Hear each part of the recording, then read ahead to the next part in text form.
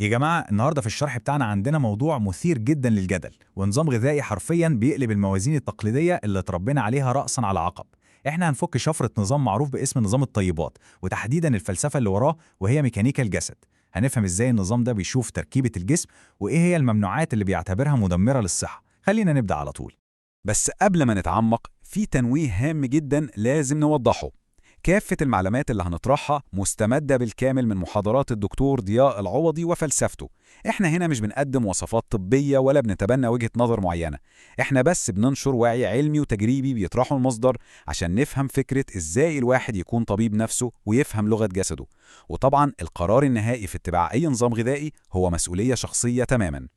في الشرح بتاعنا النهاردة هنغطي 6 نقط سريعة: فلسفة ميكانيكا الجسد، الغراء القاتل، القنبلة المناعية، خنق الأعضاء، مخاطر الني والمصنع، وأخيراً تحدي ال14 يوم. يلا بينا ندخل على أول نقطة، فلسفة ميكانيكا الجسد وإزاي نفهم إشارات جسمنا الداخلية. الفكرة المحورية هنا بسيطة لكنها جريئة جداً. النظام بيعتبر إن الجسم مش بيمرض من تلقاء نفسه، لكنه بيعاني بسبب المدخلات الخاطئة اللي بتدخله. بمجرد ما نوقف المدخلات دي، الجسم بيبدأ فوراً في عملية تشافي ذاتي. الفلسفة دي بتركز بشكل كامل على إن الأمراض المزمنة بداية من الصداع لآلام المفاصل كلها بتبدأ من اضطراب عملية الهضم والامتصاص في الأمعاء. تاني حاجة معانا واللي النظام بيسميها الغراء القاتل، خاطر الدقيق الأبيض. الدكتور بيوصف الدقيق الأبيض ده بإنه حرفياً أرخص مادة وأخطر سم في تاريخ البشرية. الموضوع هنا مش مجرد حساب سعرات حرارية أو مشكلة جلوتين وبس، الفكرة كلها في الخصائص الفيزيائية للمادة دي لما بتدخل جوه جسمنا. وتخيلوا كده، قائمة الممنوعات دي فيها حاجات تقريبا بناكلها كل يوم، من أول المخبوزات اللدنة زي العيش الفينو والتوست الأبيض والكرواسون، مرورا بالحلويات زي الكيك والبسكويت والمافنز، وصولا بقى للعجائن السريعة زي المكرونة الاندومي والبيتزا. كل ده ممنوع تماما. طب ليه؟ التفسير الميكانيكي هيوضح لنا. بصوا بقى ميكانيكا الضرر بتحصل ازاي.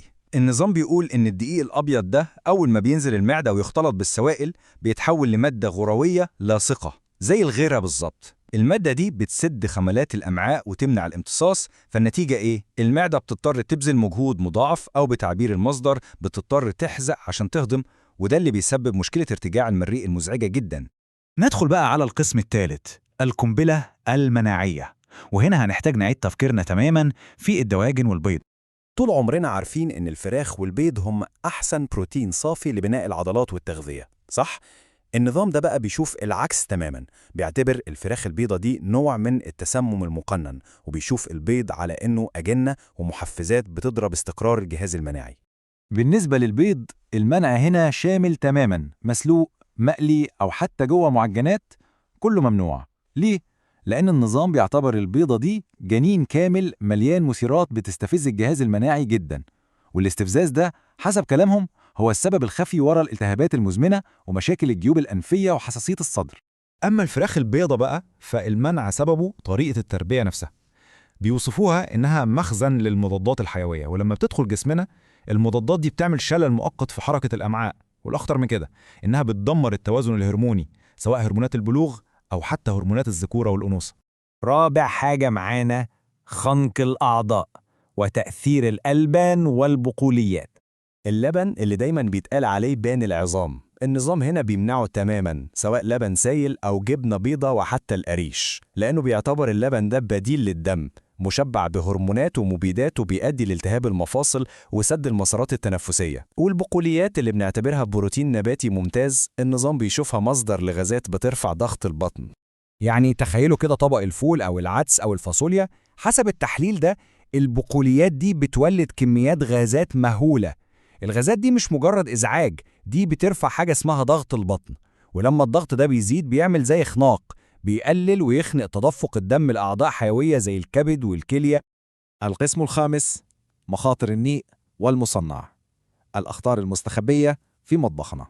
وهنا بقى بيجي سؤال بيطرح نفسه بقوة جدا: إزاي نظام غذائي يمنع الخضار النيء وهو أصلاً أساس أي أكل صحي في العالم؟ التفسير من منظور ميكانيكا الجسد بيعتمد على البيولوجيا. بيقولوا إن الخضار الورقي والني زي الجرجير، البقدونس، الفلفل، البصل والثوم مليان ألياف سلولوزية.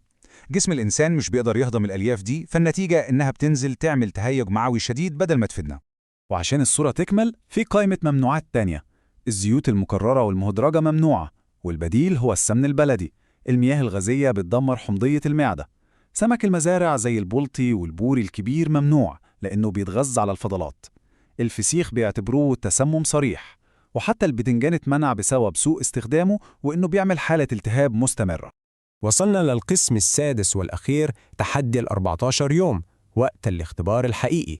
النظام ده مش بس بيقدم نظريات، ده بيطرح تحدي عملي مدته قصيرة جدا 14 يوم بس، عشان نراقب استجابة جسمنا بشكل حقيقي.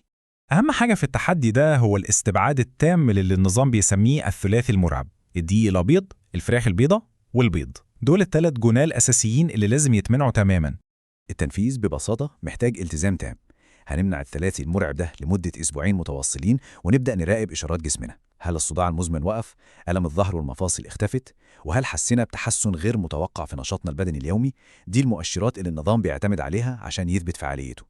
وبكده نكون وصلنا لنهاية الشرح بتاعنا لفلسفة ميكانيك الجسد. بعد ما استعرضنا التبريرات العلمية العجيبة دي، بيفضل السؤال مفتوح: يا ترى إيه اللي هيحصل فسيولوجيا في جسمنا لو شلنا الثلاثي المرعب ده من روتين حياتنا اليومي؟ هل فعلا الجسم هيقدر يعالج نفسه؟